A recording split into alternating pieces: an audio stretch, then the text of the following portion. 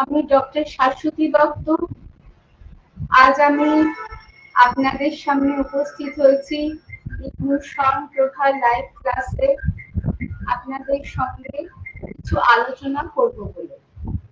আজকের topic BHIC 106 unit 11, অর্থাৎ এই যে বইটি, এই বইটি সামগ্রিকভাবে ইউনিট 1 থেকে ইউনিট 11 এই ইউনিটে যে বিভক্ত করা হয়েছে, আজকেই সেই BHIC 106 এর লাস্ট ইউনিটটি আলোচনা করা হবে।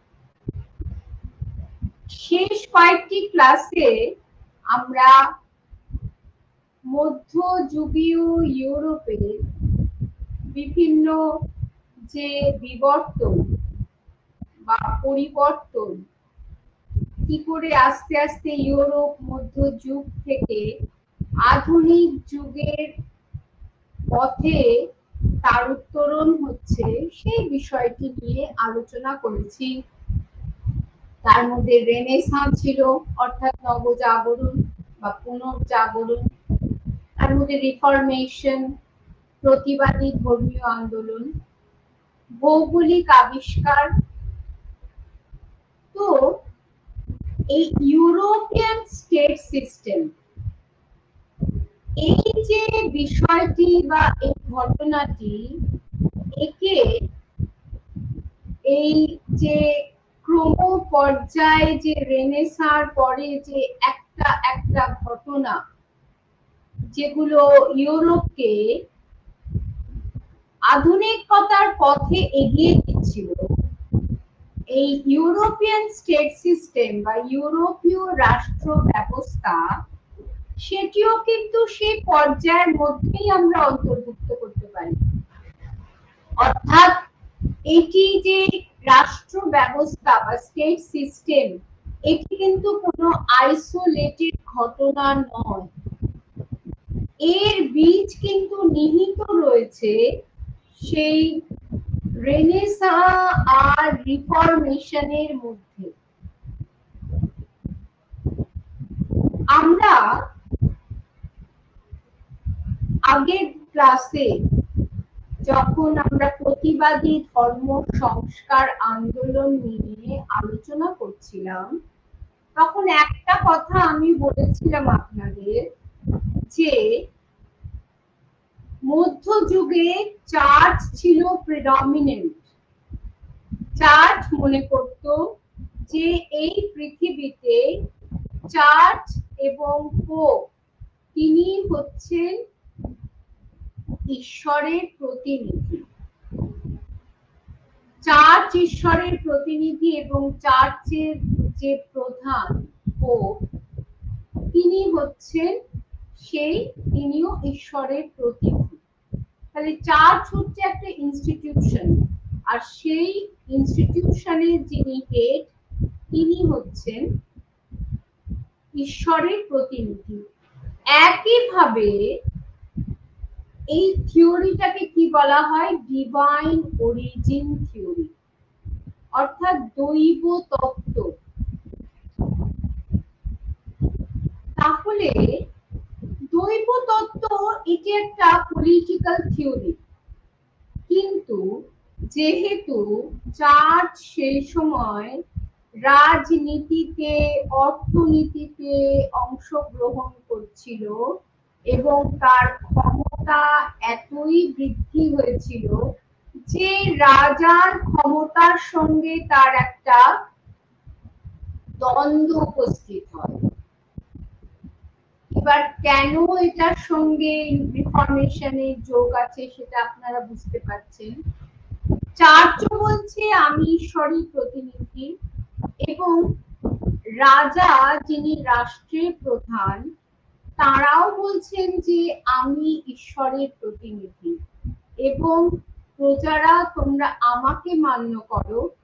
আমাকে মান্য করলে ঈশ্বরকে মান্য করা হবে, এবং আমি তোমাদের সামনে যে আদেশগুলো রাখছি, উপস্থাপিত করছি, জানবে সেগুলি ঈশ্বরের আদেশ। ঈশ্বরের আদেশ অনুসারেই কিন্তু আমি কাজ করছি। এবং আমাকে অমান্য করার অর্থ রাষ্ট্রদ্রোহিতা, এবং এই রাষ্ট্রদ্রোহিতা কিন্তু ঈশ্বরদ্রোহিতাতে রূপান্তরিত হয়, এবং সেক্ষেত্রে তোমরা হেভেনে নয় হেলে বা নরকে যাবে।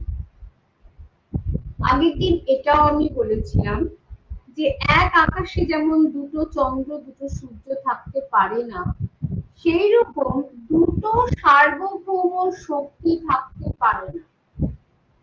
এবং সেই কারণেই যখন রিফরমেশন মুভমেন্ট শুরু হয়েছিল মার্টিন লুথারের নেতৃত্বে, তখন কি হলো, সাধারণ মানুষ তাকে গ্রহণ করেছিল, সমর্থন জানিয়েছিল, কারণ তারা চার্চের কতগুলি অনৈতিক বিষয় এবং অকারণ তাদের ব্যক্তি জীবনে যে ইনট্রুড করা, যে হস্তক্ষেপ করা, সেগুলো তারা মেনে নিতে পারছিল না সাধারণ মানুষ। সেই জন্য সাদরে তারা বরণ করেছিল। আবার রাজারা বা রাষ্ট্রপ্রধানরা তারাও কিন্তু মার্টিন লুথারকে সমর্থন জানিয়েছিল, কারণ তারা চেয়েছিল পোপের ক্ষমতা খর্ব করতে এবং চার্চের ক্ষমতাকে বিনষ্ট করতে। কারণ তাদের কাছে তাদের প্রজারা হচ্ছে তাদের অধীন, কিন্তু চার্চ যখন সেই প্রজাদের উপর আধিপত্য বিস্তার করতে চেষ্টা করলো, তখন একটা স্বার্থের দ্বন্দ্ব শুরু হলো। পাশাপাশি চার্চের বিশাল সম্পত্তি ছিল, এবং সেই সম্পত্তি আমরা জানি যে একটা দেশের মধ্যে কোনো প্রপার্টি, সেটা কিন্তু অরিজিনালি রাষ্ট্রের অধীন হয়। এবার রাষ্ট্র যদি চার্চকে কিছু দেয়, আমাদের দেশে যেমন গুপ্তা পিরিয়ডে আমরা কি দেখেছি, যে রাজা পুরোহিতকে জমি দান করছেন, তো এবং সে পুরোহিত উত্তরাধিকার সূত্রে সেই জমিকে ভোগ করার অধিকার পাচ্ছেন। কিন্তু ইউরোপে আমরা কি দেখছি, যে চার্চ সেই ভূসম্পত্তিকে ভোগ দখল করছে এবং তার জন্য রাষ্ট্রকে কোনো কর দিচ্ছে না, উল্টো তারা নিজেরাই প্রজাদের থেকে নানান রকম কর সংগ্রহ করে তাদের সম্পদকে আরো বাড়িয়ে দিচ্ছে। এর ফলে কি হলো, যারা মনে মনে, যে সকল রাজারা মনে মনে ক্ষুব্ধ ছিলেন চার্চের প্রতি, তারা প্রত্যেকে মার্টিন লুথারকে সমর্থন জানালেন। এবং এই যে একটা পরিস্থিতি, সামাজিক, অর্থনৈতিক, ধর্মনৈতিক একটা পালা বদল রিফরমেশনের পরে হচ্ছে, যে পোপ বা চার্চের ক্ষমতা খর্ব হয়ে যাচ্ছে, তখনই কি হচ্ছে, আস্তে আস্তে রাজাদের ক্ষমতা বর্ধিত হচ্ছে, এবং রাজা তখন তার সেই ক্ষমতা প্রয়োগ করে পলিসি অফ অ্যাগ্রেন্ডাইজমেন্ট বা সাম্রাজ্যবাদী নীতি গ্রহণ করে তার রাজ্যের সীমানাকে আরো বর্ধিত করছেন। এবং তিনি তখন আর ধর্মীয় নেতা রূপে নয়, তিনি হচ্ছেন সেকুলার কিং, এই হিসাবে তিনি পরিচিত হচ্ছেন। তাহলে আমরা কি দেখলাম, প্রেক্ষাপটটা কি, যে রেনেসাঁতে মানুষের যে জ্ঞান চক্ষুর উন্মিলন হয়েছিল, তাতে মানুষ চার্চের অনেক অনৈতিক যে সমস্ত নিয়ম কানুন তার বিরোধিতা শুরু করেছিল, এবং পাশাপাশি রাষ্ট্র চার্চের অকারণ হস্তক্ষেপ এবং এই অতিরিক্ত ক্ষমতাকে পছন্দ করছিল না। কারণ তার মতে, রাজার মতে, তিনি হচ্ছেন রাজনৈতিক প্রধান, পলিটিক্যাল হেড। আর চার্চ হচ্ছে বা পোপ হচ্ছে, তিনি হচ্ছেন ধর্মীয় প্রধান বা রিলিজিয়াস হেড। তাহলে রিলিজিয়ান আর পলিটিক্স দুটো সম্পূর্ণ আলাদা, পৃথক, দুটো স্বতন্ত্র স্বতন্ত্র সত্তা রয়েছে। কিন্তু যদি এই ধর্ম রাজনীতিকে প্রভাবিত করার চেষ্টা করে কিংবা রাজনীতি ধর্মকে প্রভাবিত করার চেষ্টা করে, তখনই সমস্যার সৃষ্টি হয়। এতদিন পর্যন্ত চার্চ রাষ্ট্রের উপর প্রভাব বিস্তার করতে চেষ্টা করেছিল। এইবারে যখন রিফরমেশনের পর রাষ্ট্র চেষ্টা করতে লাগলো চার্চের উপর তার প্রভুত্ব বিস্তার করতে, এবং একটা নির্দিষ্ট ভূখণ্ডে এক একটা করে একজন একজন করে রাষ্ট্রপ্রধান গড়ে উঠল।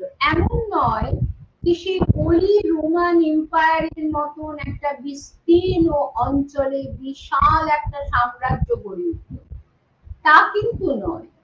সমগ্র ইউরোপ ছোট ছোট, বিশেষ করে পশ্চিম ইউরোপে আমরা দেখছি যে ছোট ছোট অনেকগুলো রাষ্ট্রের উত্থান হলো, যাকে জাতীয় রাষ্ট্র বা নেশন স্টেট বলা হচ্ছিল।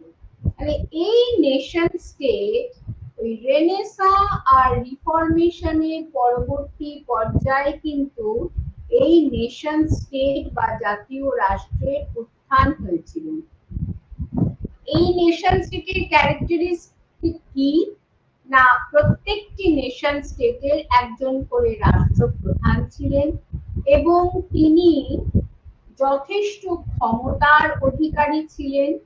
তিনি ডিভাইন অরিজিন বা দৈব তত্ত্বে বিশ্বাস করতেন এবং তিনি চার্চের ক্ষমতার বাইরে থেকে তার শাসন পরিচালনা করতেন। এবং তিনি শুধু তাই না, চার্চের যে ভূসম্পত্তি তার উপর তাকেও তিনি খর্ব করার চেষ্টা করতেন। অর্থাৎ চার্চের ভূসম্পত্তির উপর রাষ্ট্রের অধিকারকে বলবৎ করতে এই নতুন রাষ্ট্রের রাষ্ট্রপ্রধানরা উদ্যোগী ভূমিকা নিয়েছিলেন। তাহলে কি হচ্ছে, এর ফলে আমরা দেখতে পাচ্ছি যে রাষ্ট্রের আয় বাড়ছে, কারণ যেসব অঞ্চলগুলি এতদিন রাষ্ট্রের বাইরে ছিল, তার অধীনতার বাইরে, সেগুলো চার্চের থেকে যখন রাষ্ট্রের হস্তান্তরিত হচ্ছে, তখন রাষ্ট্রের আয় বাড়ছে। যে করগুলো, কর থেকে যে রোজগারটা এতদিন চার্জ করত, সেই ট্যাক্স থেকে সেই যে অর্থ, সেটা রাজার কোষাগারে যাচ্ছে। তাহলে এইভাবে রাজার আর্থিক বৃদ্ধি হচ্ছে। শুধু তাই না, এটা তো গেল করের থেকে রাজার আর্থিক বৃদ্ধি হচ্ছে এবং রাজা তিনি ধীরে ধীরে চার্চের উপর তার রাজনৈতিক অধিকার প্রতিষ্ঠা করার চেষ্টা করছেন। সেই ক্ষেত্রে আমরা কি দেখছি যে চার্চের থেকে রাষ্ট্রের ক্ষমতাটা বেড়ে যাচ্ছে এবং এই রাজা became a secular king। তিনি হচ্ছেন একজন ধর্ম নিরপেক্ষ রাজা বা রাষ্ট্রপ্রধান। এতদিন পর্যন্ত চার্চের অধীনে যে ক্ষমতাগুলি ওরিয়েন্টেড হতো, সেখানে আমরা কি দেখছি যে চার্চ, আমরা সেদিনকে ক্যালভিন পড়েছি, আমরা দেখছি ক্যালভিন কি বলেছেন, ক্যালভিন চার্চ রাষ্ট্রের কথা বলেছেন। অর্থাৎ এমন রাষ্ট্র যেখানে চার্চ সেই রাষ্ট্রের প্রধান হবে এবং চার্চ যাকে ঠিক করবে তাকেই তারা রাষ্ট্রপ্রধান করবে, যারা চার্চের অঙ্গুলি হেলনে চলবে। কিন্তু এই যে নতুন জাতীয় রাষ্ট্র বা নেশন স্টেট গড়ে উঠল, এই নেশন স্টেটে কিন্তু রাজারা একেবারে নিরপেক্ষ এবং পোপের সঙ্গে বা ধর্মের সঙ্গে তাদের কোনো সম্বন্ধ ছিল না। এবং বেশিরভাগ আমরা দেখছি যে ক্যাথলিক যে ধর্ম তার থেকে তারা সরে এসেছিলেন, কারণ আমরা দেখেছি এই ধর্ম সংস্কার আন্দোলনের ক্ষেত্রে যে অধিকাংশ রাজা এই প্রোটেস্ট্যান্ট ধর্মকে তারা সমর্থন জানিয়েছিলেন, কারণ তাদের মনে হয়েছিল প্রোটেস্ট্যান্ট ধর্ম ক্যাথলিকদের মতো অতীন্দ্রিয় নয় এবং সেই ধর্ম পুঁজিবাদকে সমর্থন জানায় এবং এই ধর্মের অধীনে রাষ্ট্রের বাণিজ্য, ব্যবসা বাণিজ্য, তাদের শিল্প সবকিছু বিকশিত হবে এবং রাষ্ট্র পুঁজি সঞ্চয় করতে পারবে। তাহলে কি হচ্ছে, যখনই পুঁজি সঞ্চয় হচ্ছে তখনই কিন্তু আস্তে আস্তে রাষ্ট্রের যে কোষাগার তাতে ধন বৃদ্ধি হচ্ছে। এটা গেল একটা দিক। আবার রাষ্ট্র কি করছে, এই যে রেনেসাঁর ফলে যে ভৌগোলিক আবিষ্কার শুরু হয়ে গেল, সেই ভৌগোলিক আবিষ্কারকেও পৃষ্ঠপোষকতা করছে। কেন? কারণ রাষ্ট্রের হাতে এখন অনেক অর্থ এসে গেছে, সেই অর্থকে তারা আরো ইনভেস্ট করে বা বিনিয়োগ করে আরো বৃদ্ধি করতে চাইছে। কিরকম ভাবে? না, এই যে ভৌগোলিক আবিষ্কারে যারা যাচ্ছে, যে সমস্ত ন্যাভিগেটররা, নাবিকরা, তাদেরকে তারা অর্থ দিয়ে এবং প্রপার যে সমস্ত সরঞ্জাম আছে, ভালো জাহাজ দিয়ে তাদেরকে সাহায্য করছে। কি স্বার্থ রাষ্ট্রের সে সাহায্য করার? না, ন্যাভিগেটর যাবে নতুন দেশে এবং সেখানে সেই রাষ্ট্রের ধ্বজাকে সে পুঁতে দেবে, অর্থাৎ ওই জায়গাটাকে সেই রাষ্ট্রপ্রধানের অধিকার স্থাপিত হবে। এবং সেই দিক থেকে দেখতে গেলে ওই অঞ্চলটি সেই রাষ্ট্রের যে প্যাট্রোনাইজ করছে, পৃষ্ঠপোষক যে রাষ্ট্র, তার উপনিবেশে পরিণত হবে। যেই মাত্র উপনিবেশে পরিণত হলো, তার রাজনীতি, তার অর্থনীতি, তার সমাজ, ধর্ম সবকিছুর উপর সেই রাষ্ট্রের অধিকার প্রতিষ্ঠিত হলো। তাহলে এটাও তো একটা তার ক্ষমতা বৃদ্ধি করার একটা পন্থা। একদিকে রাজনৈতিক ক্ষমতা বৃদ্ধি করছে, আবার অর্থনৈতিক ক্ষমতা বৃদ্ধি করছে। এই যে ভৌগোলিক অভিযানে সাহায্য করে সে তার ভৌগোলিক ভূখণ্ডকে অর্থাৎ রাজনৈতিক ক্ষমতা বৃদ্ধি করছে, আবার ব্যবসা বাণিজ্য করে সেই অঞ্চলের সঙ্গে তার যে আদান প্রদান বা আমদানি রপ্তানির মাধ্যমে তার বাজারটা অনেক সঞ্জীবিত হয়ে উঠছে, তার বাণিজ্য সঞ্জীবিত হয়ে উঠছে এবং সেই যে অর্থ একে একে বণিকরা যাচ্ছে, সেই বণিকদের যে বাণিজ্যের উপরে তারা কর আরোপ করছে এবং সেই কর থেকে তার কোষাগার পরিপূর্ণ হচ্ছে। তাহলে দেখুন গোটা বিষয়টা একটা চ্যানেল সিস্টেম। যে রেনেসাঁ এলো, রিফরমেশন এলো, রিফরমেশনের পরে জাতীয় রাষ্ট্র এলো, নেশন স্টেট, এবং এই নেশন স্টেটের রাষ্ট্রপ্রধানরা তারা পোপের যে সমস্ত ভূসম্পত্তি তাকে দখল করে তার কর থেকে তারা আয় বৃদ্ধি করছে, পাশাপাশি ভৌগোলিক আবিষ্কারের থেকেও তারা তাদের আয়ের ব্যবস্থা করছে। এবং এই যে অর্থ তারা সঞ্চয় করলো, পুঁজি আনে, এই যে পুঁজি তাদের তৈরি হলো, সেই পুঁজিকে ইনভেস্ট করে তারা নিত্য নতুন ভৌগোলিক আবিষ্কারে পাঠালো এবং নিত্য নতুন অঞ্চল তারা জয় করলো। এবং এই যে অঞ্চল, তাছাড়া তাদের তো সাম্রাজ্যবাদী নীতি তো তাদের বজায় ছিলই, এবং যত বেশি সংখ্যক অঞ্চল বা অন্যান্য দেশ তারা জয় করবে, তত তার সাম্রাজ্যের পরিধি আরো বিস্তারিত হবে, আরো বিস্তৃত হবে। এর জন্য কি দরকার? এর জন্য দরকার রেগুলার বা স্ট্যান্ডিং আর্মি। এই যে স্থায়ী সেনাবাহিনী, এই স্থায়ী সেনাবাহিনীও কিন্তু এই স্টেট সিস্টেম বা রাষ্ট্র ব্যবস্থার একটা গুরুত্বপূর্ণ বৈশিষ্ট্য। এই যে স্টেট সিস্টেম, আমরা যে সময়ের কথা বলছি, এটা হচ্ছে পঞ্চদশ থেকে সপ্তদশ শতকের মধ্যে স্টেট সিস্টেমের উদ্ভব এবং তার সমৃদ্ধি, বিকাশ ও সমৃদ্ধি আমরা দেখতে পাচ্ছি।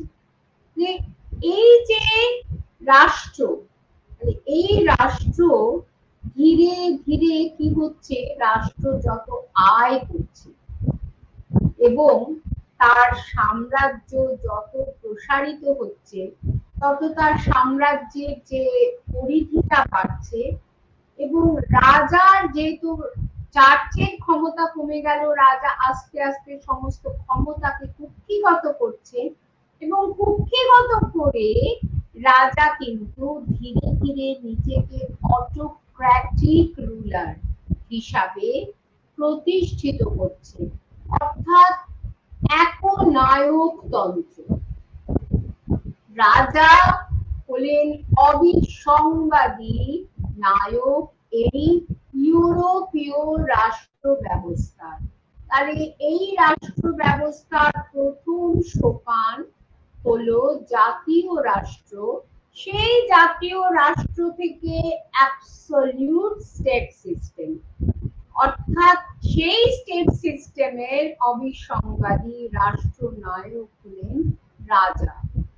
তাহলে রাজার ক্ষমতা অনেক বেড়ে গেল, তিনি চার্চকেও নিয়ন্ত্রণ করছেন, তিনি সাধারণ মানুষকেও নিয়ন্ত্রণ করছেন, তিনি ভৌগোলিক আবিষ্কার বা অর্থনীতিকে নিয়ন্ত্রণ করছেন, নতুন নতুন শহর প্রতিষ্ঠা করছেন, যোগাযোগ ব্যবস্থা তৈরি করছেন, কারণ যোগাযোগ ব্যবস্থা যদি ভালো না হয় তবে ব্যবসা বাণিজ্য শিল্প হবে না।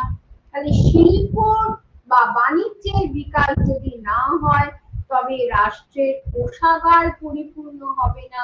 সেই জন্য রাজাকে এই যোগাযোগ ব্যবস্থার দিকে তাকাতে হয়েছে, তাকে স্ট্যান্ডিং আর্মির ব্যবস্থা করতে হয়েছে, তাকে বিভিন্ন কলকারখানার প্রতিষ্ঠা করতে হয়েছে, নগর বাজার এগুলো প্রতিষ্ঠা করতে হয়েছে, যাতে এক দেশের মানুষ অন্য দেশে যেতে পারে। কোন একটি পার্টিকুলার রাষ্ট্র থেকে যখন কোনো বণিকরা যাচ্ছে, তেমনি অন্য জায়গা থেকেও বণিকরা যাতে এখানে উপস্থিত হতে পারে, তার জন্য যে কমিউনিকেশন সিস্টেম দরকার সেটা আস্তে আস্তে গড়ে উঠছে।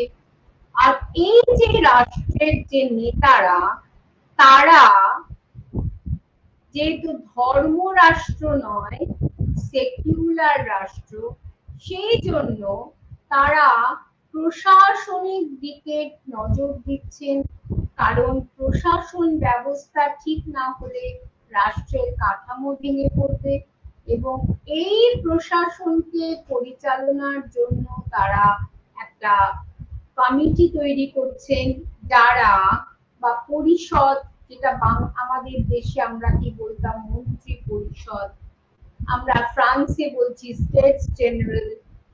এরা রাজাকে নানান সময়ে তারা উপদেশ দিয়ে রাজাকে সাহায্য করতেন, এবং শুধু তাই না, রাজা যখন কোনো ট্যাক্স আরোপ করতেন কোনো বিষয়ে, তখন সেই ট্যাক্সটাকে কিন্তু মঞ্জুর করাতে হতো এই সকল যে পরামর্শদাতা যে পর্ষদগুলি ছিল তাদের মাধ্যমে।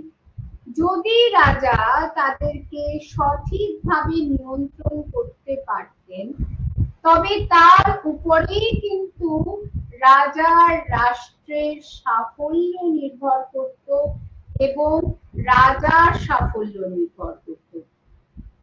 তাহলে এখানে এই রাষ্ট্র ব্যবস্থায় রাজা একজন ব্যক্তি বিশেষ, আবার রাষ্ট্র অর্থাৎ রাজার আলাদা এন্টিটি, রাজা নিজে ব্যক্তি হিসাবে রাজা কেমন, আবার একজন রাষ্ট্রপ্রধান হিসাবে রাজা কেমন। তাহলে এই দুটোকে পৃথক ভাবে দেখা হয়েছিল সেই সময়। রাষ্ট্রপ্রধান হিসাবে রাজা কি করছেন, তিনি কিভাবে রাষ্ট্রকে পরিচালনা করছেন, তার সামাজিক, অর্থনৈতিক এবং ধর্মীয় উন্নতির জন্য তিনি কি করছেন, সেই বিষয়গুলি বিশেষভাবে সেই সময় গুরুত্ব পেয়েছিল। তিনি সংস্কৃতির বিকাশের জন্য কি করছেন, এগুলো কিন্তু তখন বিশেষ মান্যতা পায়। তাহলে আমরা দেখতে পাচ্ছি যে রেনেসাঁর পর যে জাতীয় রাষ্ট্র সেখান থেকে অ্যাবসলিউট মনার্কি তৈরি হচ্ছে, বা অ্যাবসলিউট রাষ্ট্র বা অ্যাবসলিউট স্টেট আমরা যেটাকে বলছি, তার যে চেহারা বা প্রকৃতি, তার সঙ্গে কিন্তু সেই চার্চ রাষ্ট্রেরও অনেক পার্থক্য রয়েছে। এবং শুধু তাই না, ত্রয়োদশ শতকে যখন আমরা দেখতে পাচ্ছি, তারও পূর্বে যখন সামন্ততন্ত্র বা ফিউডালিজম বিরাজ করত, আমরা যদি সেই পর্যায়ে চলে যাই, রাষ্ট্র ব্যবস্থার অরিজিন দেখতে গেলে কিন্তু আমাদের সেইখানে চলে যেতে হবে। এইটা কেমন ছিল সেই সময়, রাজার অবস্থা কেমন ছিল, আর এই সময় যে রাজার কথা বলছি, এখন তো সব সময় আমি বলছি যে রাজার অ্যাবসলিউট ক্ষমতা, রাজা তার সমস্ত ক্ষমতাকে কুক্ষিগত করেছেন। তিনি বলছেন তিনি হচ্ছেন এই পৃথিবীতে ঈশ্বরের প্রতিনিধি। কিন্তু সেই সময় যখন ফিউডাল স্টেট ছিল, যখন সামন্ততন্ত্রের প্রতিষ্ঠা হয়েছিল, তখন কি রাজার এই ক্ষমতা ছিল না। তখন একের পর এক বর্বর আক্রমণের কারণে রাজ শক্তি দুর্বল হয়ে গিয়েছিল। তখন কোনো স্থায়ী সৈন্যবাহিনী ছিল না। রাজাকে তার নিজের রাজ্যকে বা রাষ্ট্রকে রক্ষা করার জন্য তাকে সামন্তদের উপরে নির্ভর করতে হয়েছিল। অর্থাৎ এই যে রাজার যে সেই সময় সামন্ততান্ত্রিক রাজা বা ফিউডাল কিং, তার অধীনে যে অসংখ্য আধিকারিকরা ছিলেন, মন্ত্রীরা ছিলেন, ডিউকসরা ছিলেন, কাউন্টসরা ছিলেন, তিনি কি করলেন, তাদের সঙ্গে একটা কন্ট্রাক্ট করলেন।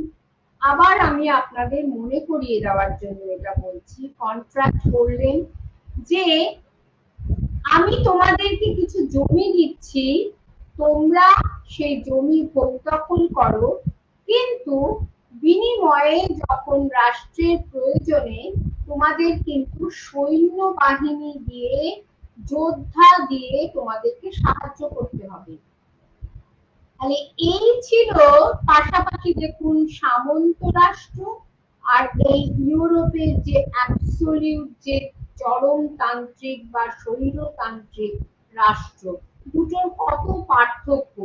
সেই রাজা নির্ভরশীল সেই কাউন্সিলের উপর সৈন্যবাহিনীর জন্য, কিন্তু এই রাজার নিজের স্বয়ং তার সৈন্যবাহিনী রয়েছে এবং তার নিজের এক্সচেকার পরিপূর্ণ।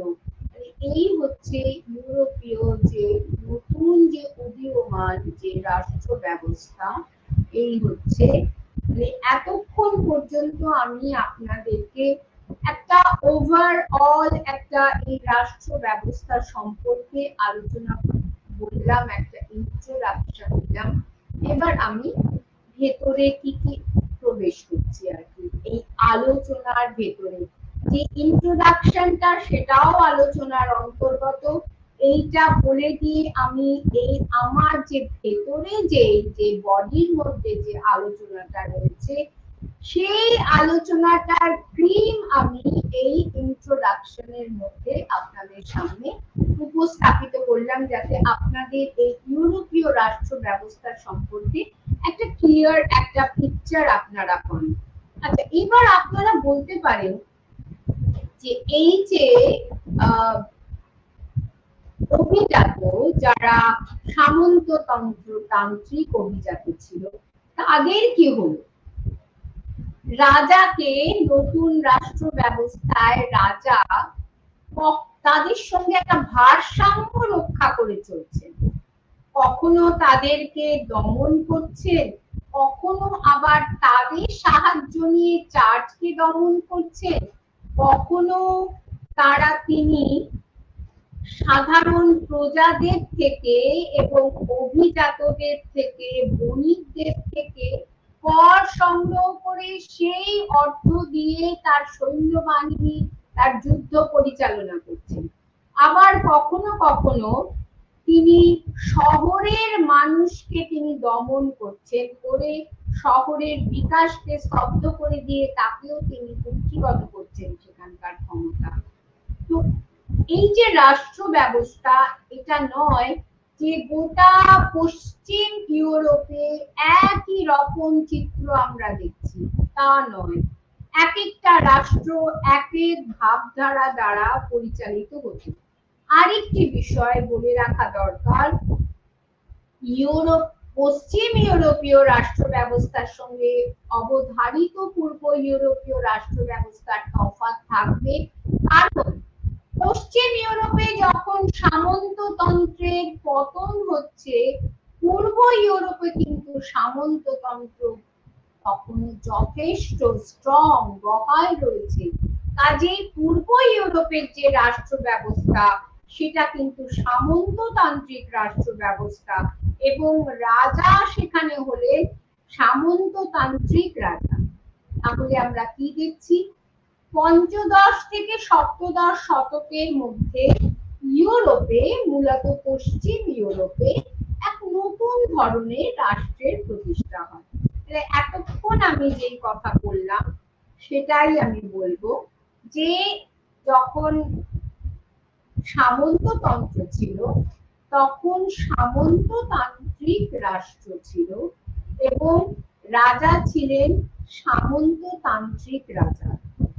এবং রেনেসাঁর আগে চার্চের প্রাধান্য যখন একচ্ছত্র ছিল, তখন রাজাকে নিয়ন্ত্রণ করতেন চার্চ, এবং তিনি তখন চার্চের প্রধান হিসাবে বা চার্চের অধীন রাষ্ট্রপ্রধান হিসাবে তিনি কাজ করতেন। কিন্তু এই নতুন ধরনের রাষ্ট্র ব্যবস্থায় তিনি কিন্তু সেকুলার, তিনি নিরপেক্ষ, কোন ধর্ম নৈতিক শাসক বা ধর্মীয় প্রধানের অধীনে কিন্তু তিনি কাজ করছেন না। নেশন স্টেট, একটু আগে যেটা বলছিলাম, জাতীয় রাষ্ট্র, এক একটা জাতীয় রাষ্ট্র গড়ে উঠছে, যেমন ইংল্যান্ড, যেমন ফ্রান্স, স্পেন, এই যে পশ্চিম ইউরোপের এই যে স্টেটগুলি, এই নেশন স্টেট আস্তে আস্তে অ্যাবসলিউট স্টেটে পরিণত হচ্ছে, যেখানে অ্যাবসলিউট রাজতন্ত্র, অর্থাৎ রাজা সমস্ত ক্ষমতা নিজের হাতে নিচ্ছেন। নতুন রাষ্ট্রের রাজগণ পুরানো সামন্ততান্ত্রিক শাসকদের থেকে অনেক বেশি ক্ষমতাবান ছিলেন, যেটা আমি এক্ষুনি আলোচনা করছিলাম। কারণ রাজার যদি অর্থ না থাকে, রাজাকে যদি অর্থের জন্য সেই ফিউডাল লর্ডসদের উপর ডিপেন্ড করতে হয়, রাজাকে যদি সৈন্যের জন্য তাদের ফিউডাল লর্ডসদের উপর ডিপেন্ড করতে হয়, তবে তো রাজার ক্ষমতা ওখানেই 50% হ্রাস হয়ে গেল। কিন্তু নতুন রাজারা তারা অনেক বেশি ক্ষমতাবান ছিলেন, কারণ তাদের নিজেদের সৈন্য ছিল, নিজেদের এক্সচেকার একেবারে ফুলফিল ছিল, তারা শিল্প বাণিজ্য সবকিছুতে তারা অংশগ্রহণ করেছিলেন। কাজে এবং শুধু তাই না, তারা একের পর এক যুদ্ধ করে গেছেন, একের পর এক যুদ্ধ করে গেছেন এবং তাদের ক্ষমতা দিয়ে তারা গৃহযুদ্ধকে বন্ধ করেছেন, বিভিন্ন বিদ্রোহকে তারা রোধ করেছেন, করে তারা নিজেদেরকে একটা এমন একটা জায়গায় নিয়ে গেছেন যার পর থেকে সেই রাজ্যগুলোকে, সেই স্টেটকে আর পিছন ফিরে তাকাতে হয়নি। এবং এই যে ইংল্যান্ড বলুন, ফ্রান্স বলুন, স্পেন, এক একজন করে শক্তিমান শাসকের জন্ম দিয়েছে। আমাদের গুপ্ত যুগে আমরা যেমন দেখেছি এক একজন শক্তিমান সেই রাজবংশ, শক্তিমান সম্রাট। সম্রাট যদি শক্তিমান না হয় তাহলে কিন্তু সেই শাসন কখনো টিকতে পারে না। বা আমরা যদি মুঘল পিরিয়ড দেখি, সেখানে আকবর থেকে আওরঙ্গজেব পর্যন্ত বলশালী রাজারা, সম্রাটরা রাজত্ব করেছেন। এই শাসকদের ক্ষমতা তারা কি করেছিলেন, নিজের হাতে কুক্ষিগত করেছিলেন এবং সেটাকে আরো বাড়ানোর জন্য তারা সেনাবাহিনী, রেগুলার স্ট্যান্ডিং আর্মি তারা গঠন করেছিলেন। আমলাতন্ত্রকে সুসংহত করেছিলেন, অর্থাৎ রাজা একা না, রাজা এবং তার পারিষদরা সব মিলিয়ে কিন্তু রাজার রাজনীতি, এই মন্ত্রী এবং অন্যান্য আমলা, তাদের উপরেও তিনি যথেষ্ট প্রিডমিনেন্স প্রতিষ্ঠা করেছিলেন, তাদেরকেও তিনি নিয়ন্ত্রণ করতেন। কিন্তু যখন রাজার অত্যাচার বৃদ্ধি পেত, তখন কিন্তু এই আমলারাই তাদের নিয়ন্ত্রণ করতেন। আমরা যদি ফরাসি বিপ্লবের আগে ফ্রান্সকে দেখি, তাহলে আমরা কি দেখব, এই রাজাকে সাহায্য করছে তার আমলারা, তার মন্ত্রীরা, তার যে আইন মন্ত্রী, তার বিচার সভার যে সদস্যরা, তার অর্থমন্ত্রী, রাজা তাদেরকে দিয়ে একের পর এক নানান যে ট্যাক্স বা কর আরোপ করছেন প্রজাদের উপর। তাহলে আমলাতন্ত্রটাকে একটা সুনির্দিষ্ট রূপ দিয়েছিলেন, যেটা সামন্ততন্ত্রে ছিল না বা চার্চ রাষ্ট্রেও ছিল না। এক একজনকে এক একটা পোস্ট দিয়েছিলেন এবং দায়িত্বকে ভাগ করে দিয়েছিলেন। তারপরে কি করলেন রাজারা, উৎপাদিত সম্পদের অধিকাংশকে তারা কুক্ষিগত করলেন বা তার পার্সেন্টেজ তারা প্রজাদের থেকে নিতেন। যেমন আমরা দেখছি চার্চ, এই ক্যাবেলে প্রভৃতি বিভিন্ন ধর্মীয় কর বা টিথে, যেটা আগের দিন আলোচনা করেছি, এই নানান রকম কর নিয়ে, অর্থাৎ প্রজাদের থেকে তারা এই কর সংগ্রহ করে তাদের অর্থকে বৃদ্ধি করেছিলেন। সেই রকম রাজারাও এই অ্যাবসলিউট স্টেটের যে রাষ্ট্রপ্রধানরা, তারাও প্রজাদের থেকে কর বাবদ অর্থ আদায় করতেন। শুধু তাই না, তারা যে ফসল ফলাতো, সেই ফসলের একটা পার্সেন্টেজ রাজস্ব হিসাবে প্রজাদের সেই কোষাগারে জমা করতে হতো। এবং এইভাবে আর্থিকভাবে, সামরিকভাবে, রাজনৈতিকভাবে, প্রশাসনিকভাবে, কূটনৈতিকভাবে তারা শক্তিশালী রাষ্ট্র গঠন করেছিলেন। ফ্রান্সের চতুর্দশ লুই ছিলেন এই শক্তিমান রাষ্ট্রের প্রতীক। ব্রদেল এই শক্তিমান রাষ্ট্রের তিন শক্তিমান যে প্রধানকে চিহ্নিত করেছেন, ইংল্যান্ডের সপ্তম হেনরি, ফ্রান্সের একাদশ লুই এবং স্পেনের ফার্দিন্যান্ড। এবং এই যে রাষ্ট্র, সেটা একটা প্রতিষ্ঠান বা ইনস্টিটিউশনে পরিণত হয়েছিল। এই রাষ্ট্রের মধ্যে আমলারা রয়েছে, সৈন্যবাহিনী রয়েছে, সবকিছু, সেখানে প্রজাদের যে একটা অবদান রয়েছে, তারা ট্যাক্স দিচ্ছে এবং সবকিছু মিলিয়ে একটা নতুন রাষ্ট্র। এবং এই যে রাষ্ট্র, এটাকে আমরা একটা বিপ্লব বলবো, যে নতুন স্টেট সিস্টেম।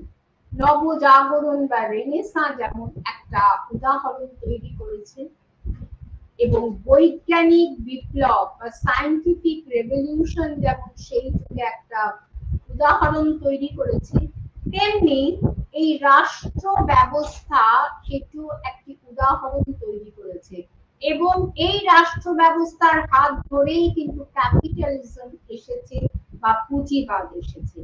এই রাষ্ট্র গঠনের প্রেক্ষাপট আমি বলেছি সামন্ততন্ত্র ধীরে ধীরে অবক্ষয় হচ্ছে, পশ্চিম ইউরোপে নতুন শহর উদয় হচ্ছে, বাণিজ্যের বিকাশ হচ্ছে, এবং বণিকরা সমাজে একটা নতুন সামাজিক শ্রেণী রূপে তারা তাদের একটা স্ট্যাটাস তৈরি হচ্ছে। আর এর সঙ্গে যুক্ত হয়েছে গান পাউডারের আবিষ্কার, যে এই যে গোলা বারুদ প্রভৃতি যে আবিষ্কার হলো, তার ফলে কি হলো, রাজার ক্ষমতা বৃদ্ধি পাচ্ছে। রাজা এই সৈন্য বাহিনী নিয়ে, এবং তিনি কি করছেন, এতদিন পর্যন্ত যে একটা অরাজকতা ছিল এই সামাজিক ব্যবস্থায়, রাজা সেখানে বিশৃঙ্খলা দূর করে শান্তি প্রতিষ্ঠা করে বাণিজ্যের পথকে প্রশস্ত করছেন, মুদ্রার সংস্কার করছেন, যোগাযোগ ব্যবস্থার উন্নতি করছেন, ওজন ওয়েট সিস্টেম থেকে উন্নত করছেন, বাজারকে ঐক্যবদ্ধ করছেন, অর্থাৎ বিভিন্ন বাজারকে একত্রিত করে তারা একটা বড় বাজার, এক একটা অঞ্চলে এক একটা বড় বাজার, যেখানে বিদেশ থেকে আসছে বণিকরা, সেই বাজারের যে অর্থ সেই বণিকরা তখন যা পাচ্ছে তার আবার পার্সেন্টেজ আবার রাজাকে দিচ্ছে। এবং একই রকম ভাষা, যেটা স্টেট ল্যাঙ্গুয়েজ, অর্থাৎ বলা হচ্ছে প্রত্যেকটি অঞ্চলের স্থানীয় ভাষা আছে, কিন্তু এটা সত্ত্বেও একটা সরকারি ভাষা হিসাবে যে ভাষাটা স্বীকৃত হচ্ছে, সেই ভাষাটা কিন্তু মানুষের মধ্যে ঐক্য তৈরি করছে। রাজার যে রাজ স্টেট সিস্টেমের মধ্যে তার চাকরি বাকরির ক্ষেত্রে সেখানে তার যে এমপ্লয়মেন্টের একটা সুযোগ তৈরি হচ্ছে। এই বণিক আর সাধারণ মানুষ রাজাকে কর প্রদান করছেন, এবং একটু আগে যেটা বলেছি, ধর্ম সংস্কার আন্দোলন রাজাদেরকে যথেষ্ট সাহায্য করেছিল। এবং এই যে পোপের এগেইনস্টে রাজা অভিজাত সাধারণ মানুষকে কাজে লাগাচ্ছেন, এবং এই অভিজাতদের সঙ্গে রাজা, কখনো আবার রাজার সঙ্গে যখন অভিজাতদের সংঘর্ষ হচ্ছে তখন সাধারণ মানুষ রাজাকে সাহায্য করছে, আবার কখনো অভিজাতদের সাহায্যে রাজা শহরের অধিকারকে, মানুষের অধিকারকে তিনি খর্ব করে দিচ্ছেন, কখনো শহরের অধিবাসীদের উপর কর আরোপ করে তাদের গণতান্ত্রিক অধিকারকে কেড়ে নিচ্ছেন, আবার সমুদ্র যাত্রা করছেন, নতুন বিশ্বের আবিষ্কার করছেন, উপনিবেশ স্থাপন করছেন, মূল্যবান ধাতু নিষ্কাশন করছেন, বিভিন্ন মাইনিং ইন্ডাস্ট্রি গড়ে উঠছে, এবং জাতীয় ভাষার বিকাশ করে রাষ্ট্রের উদ্ভবে সাহায্য করছেন।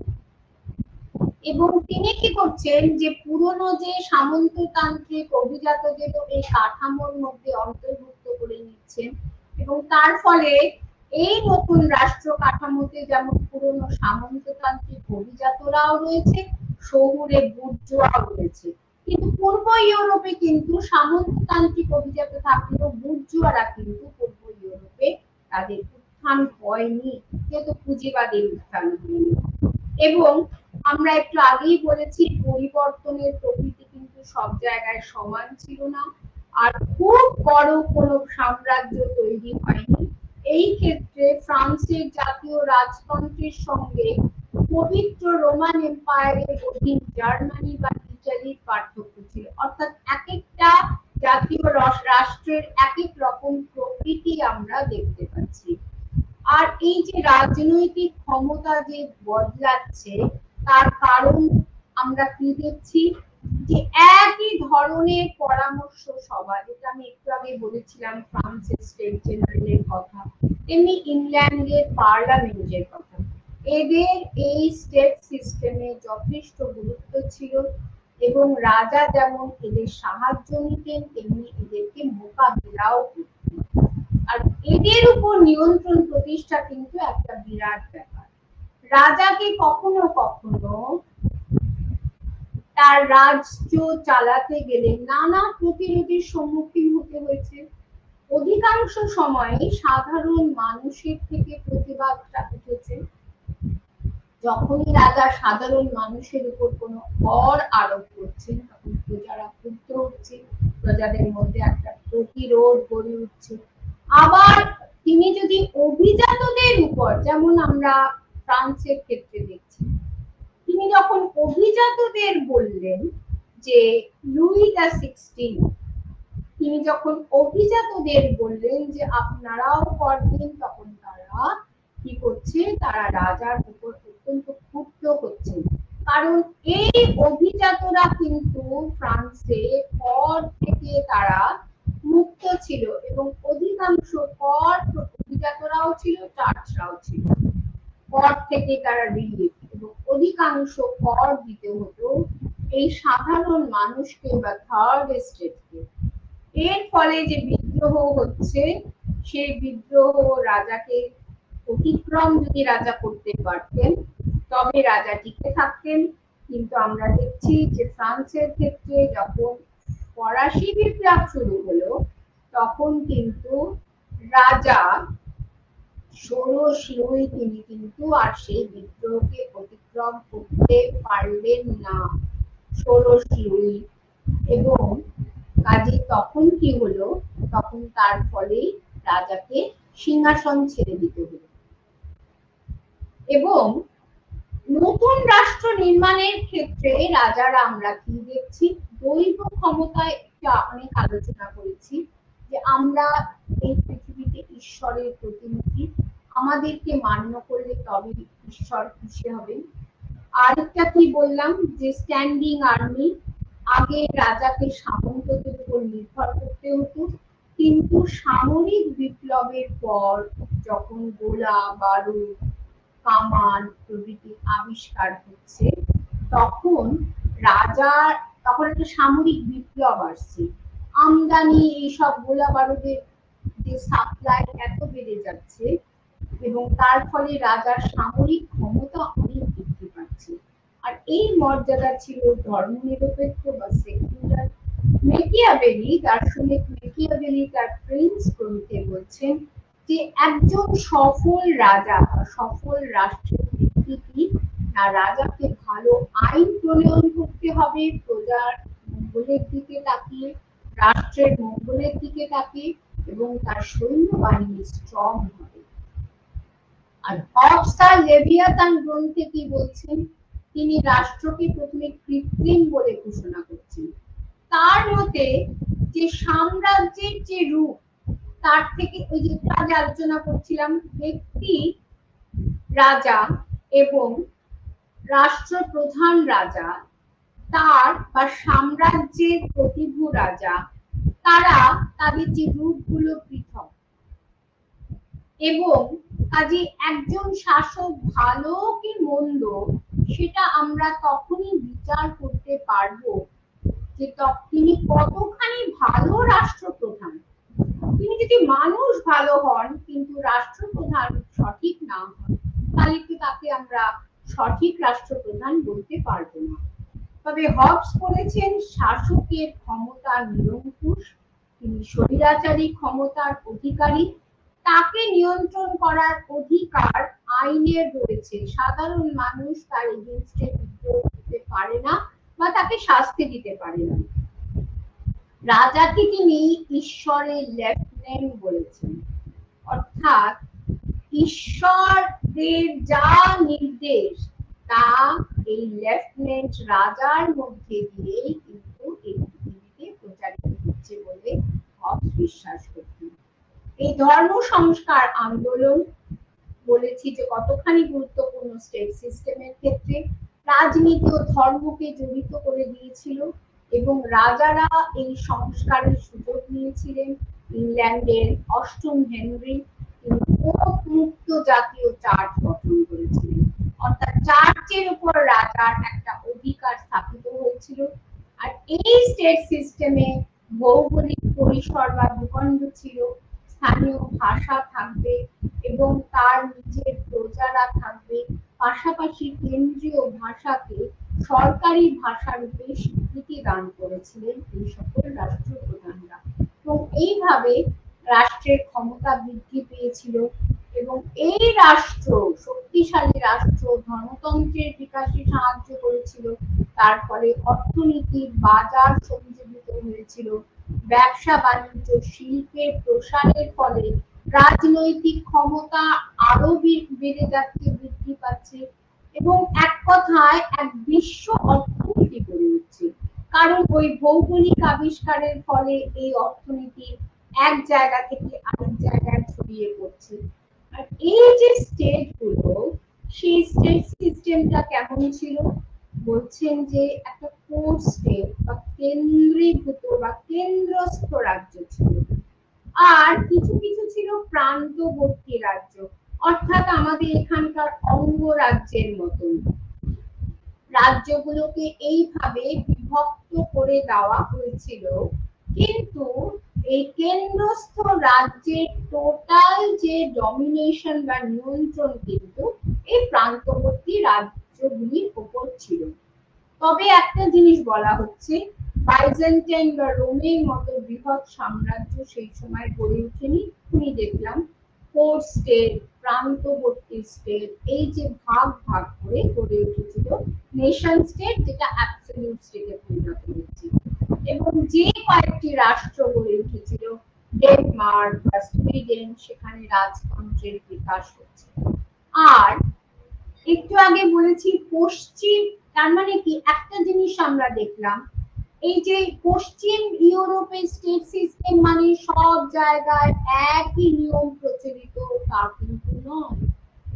বিভিন্ন স্টেট হিসাবে তার নীতি আলাদা, তার অর্থনৈতিক নীতি, তার রাষ্ট্রনৈতিক নীতি, তার বিচার বিষয়ক নীতি, তার ব্যবসা সংক্রান্ত নীতি, তার সামরিক নীতি, সব পৃথক। পশ্চিমে আমরা দেখতে পাচ্ছি ফ্রান্স, ইংল্যান্ড, স্পেন, সুইডেন প্রভৃতি রাষ্ট্রগুলির যে বৈশিষ্ট্য, রাজার একটা সুসংহত আমলাতন্ত্র ছিল, তার সৈন্যবাহিনী ছিল, রাজা ব্যবসা বাণিজ্যকে উৎসাহ দিয়েছিলেন এবং কূটনৈতিক বুদ্ধির দ্বারা রাজা তার সাম্রাজ্যের যে পেরিফেরিকে বা পরিধিকে আরো বিস্তৃত করেছিলেন। এবং কর ব্যবস্থা এই অ্যাবসলিউট স্টেট সিস্টেমের কিন্তু একটা গুরুত্বপূর্ণ ব্যবস্থা ছিল। কর বা ট্যাক্স, যেটা আমাদের এখনো রয়েছে, ট্যাক্স যদি ঠিক মতন না ওঠে তাহলে এক্সচেকার পূর্ণ হবে না এবং তাহলে নানান রকম যে রাজার যে সমস্ত কার্যাবলী সেগুলো কিন্তু সুষ্ঠুভাবে সম্পন্ন হবে না। আর পূর্ব ইউরোপে আমরা কি দেখছি? প্রাশিয়া, রাশিয়া, অস্ট্রিয়া প্রভৃতি রাষ্ট্রগুলো। এবার পূর্ব ইউরোপের সঙ্গে পশ্চিম ইউরোপের তফাৎ কি ছিল, যেটা একটু আগে বলেছি, যে পূর্ব ইউরোপে কিন্তু তখনও সামন্ততন্ত্রের যথেষ্ট অস্তিত্ব ছিল, সামন্ততন্ত্র বহাল ছিল, স্ট্রং ছিল এবং সেই কারণে যে পশ্চিম ইউরোপের যে অভিজাতরা, তারা অনেকে আছে উদীয়মান অভিজাত, তারা ব্যবসা বাণিজ্য করে তারা অভিজাত পর্যায়ে পৌঁছে গেছে, বা সামরিক যে সমস্ত যে বাহিনীতে যে সব উপর দিকে যারা সমস্ত ছিলেন তারাও অভিজাত, বা রাজা যে সকল মিনিস্টারদেরকে অ্যাপয়েন্ট করেছে আমলাদের, তারাও অভিজাত। আবার কিছু কিছু অভিজাতকে যারা পুরনো সামন্ততান্ত্রিক ব্যবস্থায় ছিল তাদেরকেও রাজা তার স্টেট সিস্টেমের অন্তর্ভুক্ত করেছে। এইটা হচ্ছে পশ্চিম ইউরোপের কথা।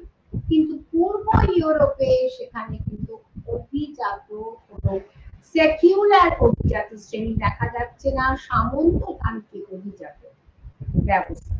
আর সেখানে দাসত্ব ব্যবস্থা তখনও ছিল, সার্ভডাম ছিল সেখানে, এবং যেহেতু ফিউডালিজম ছিল সেই জন্য সেখানে ক্রীতদাস ব্যবস্থা ছিল এবং সেই সামন্ত যে সমস্ত ফিউজ গুলোতে বা এক একটা সামন্ত যে লর্ডদের প্রধানদের অধীনে যারা ক্রীতদাস ছিলেন, সেই ক্রীতদাস ব্যবস্থা আরো সুদৃঢ় হয়েছিল, আরো নিয়ন্ত্রিত হয়েছিল, তাদের উপরে নিজেদের ক্ষমতাকে আরো কুক্ষিগত করেছিলেন তারা।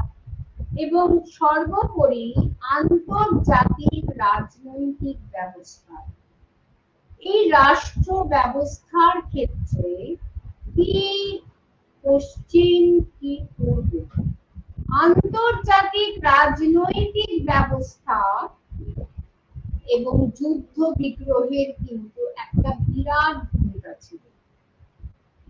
উভয় ক্ষেত্রেই আমরা দেখতে পাচ্ছি যে যুদ্ধ বিগ্রহের মধ্য দিয়ে যে রাজা তার অধিকারকে বিস্তৃত করতেন এবং তার যে বাণিজ্যকে বিস্তৃত করতেন, কারণ যুদ্ধ বিগ্রহ মাধ্যমে কি হতো, নতুন দেশ জয় হচ্ছে এবং যেই নতুন দেশ জয় হচ্ছে তখন সেখানকার যে বাজার, সেখানকার অর্থনীতি রাজা কুক্ষিগত হচ্ছে। আর এই যুদ্ধ বিগ্রহের মধ্যে দিয়েই কিন্তু রাজা আন্তর্জাতিক রাজনীতির সঙ্গে তিনি সংযুক্ত হচ্ছেন। যেমন উদাহরণ একটা বলি, যে এই যে বৈদেশিক যে ভৌগোলিক যে আবিষ্কার, এই ভৌগোলিক আবিষ্কারের ফলে কি হচ্ছে, যে ন্যাভিগেটররা নতুন অঞ্চলে যাচ্ছেন এবং সেইখানকার যে রাজারা, সেই রাজাদের সঙ্গে কূটনৈতিক সম্বন্ধ তৈরি করছেন এবং নিজের দেশের রাজার সঙ্গে সেই অঞ্চলের রাজার একটা আদান প্রদান প্রতিষ্ঠা করছেন। যখন দেখা যাচ্ছে সেই নতুন অঞ্চলের রাজা তিনি দুর্বল, তখন তাকে তার কাছ থেকে ক্ষমতা ছিনিয়ে নিয়ে যুদ্ধ বিগ্রহের মাধ্যমেই হোক, কূটনৈতিক ছলে বলে কৌশলেই হোক, তিনি তখন সেই আন্তর্জাতিক রাজনীতির সঙ্গে যুক্ত হয়ে যাচ্ছেন। কিন্তু সেই সময়ের আন্তর্জাতিক রাজনীতির সঙ্গে আমরা বর্তমানের আন্তর্জাতিক রাজনীতির কিন্তু যদি আমরা তুলনা করি তাহলে আমাদের ভুল হবে। কারণ বর্তমানে যখন যুদ্ধ বিগ্রহ হচ্ছে তখন একটা আন্তর্জাতিক প্রেসার থাকে, কারণ আমাদের ইউনাইটেড নেশনস রয়েছে, একটা গ্লোবাল ইনস্টিটিউশন, কিন্তু সেই সময় কিন্তু কোনো আন্তর্জাতিক প্রতিষ্ঠান ছিল না রাজার এই স্বৈরাচারী ক্ষমতা নিয়ন্ত্রণের ক্ষেত্রে। আর কি, এই যে পশ্চিমে বা স্টেট সিস্টেমের মধ্যে বুর্জোয়া শ্রেণী, বুর্জোয়া মানে যারা উঠতি বড় লোক, যারা ব্যবসা বাণিজ্য করে, এই যে বুর্জোয়ারা, এই যে বণিক শ্রেণী যারা ব্যবসা বাণিজ্য করে অর্থ উপার্জন করেছে, তারা কিন্তু এই পশ্চিম ইউরোপের রাষ্ট্র ব্যবস্থার একটা অঙ্গ ছিল, একটা অ্যাবসলিউট অঙ্গ ছিল। কিন্তু পূর্বে কিন্তু আমরা সেই বুর্জোয়াদের আমরা দেখতে পাচ্ছিলাম। এই বুর্জোয়াদের থাকাটা কিন্তু রাষ্ট্রনৈতিক বা স্টেট সিস্টেমের পক্ষে কিন্তু অনেক কল্যাণকর। কেন না, বুর্জোয়ারা একদিকে রাজার যে স্বৈরাচারী ক্ষমতাকে নিয়ন্ত্রণ করতে পারে, আবার এই বুর্জোয়ারা রাজাকে বুদ্ধি পরামর্শ দিতে পারে, তারা রাজাকে কর প্রদান করে বা নতুন নতুন ব্যবসা বাণিজ্যের পরামর্শ দিয়ে বা অন্যান্য রাষ্ট্রনৈতিক পরামর্শ দিয়েও কিন্তু তারা রাজাকে আরো সমৃদ্ধ করতে পারে। এবং অনেক ক্ষেত্রে দেখা গেছে, আমরা দেখেছি, আমরা ফ্রান্সের ক্ষেত্রে দেখেছি, এই যে বুর্জোয়ারা তারাও কিন্তু রাজার বিরুদ্ধে বিদ্রোহ ঘোষণা করছে।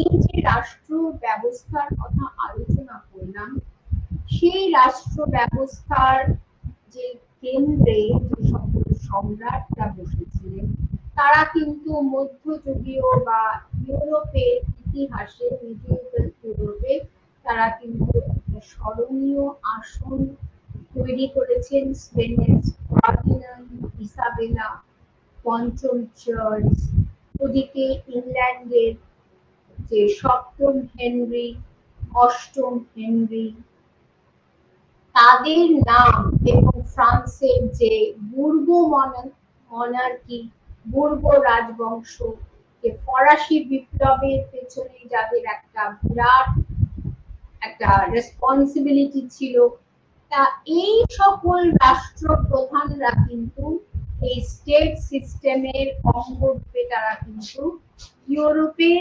রাজনীতি, অর্থনীতি, প্রশাসনিক সব ক্ষেত্রে কিন্তু তারা চিরস্থায়ী আসন তুলে নিয়েছেন। এই বলে আমি আমার বক্তব্য শেষ করলাম। নমস্কার।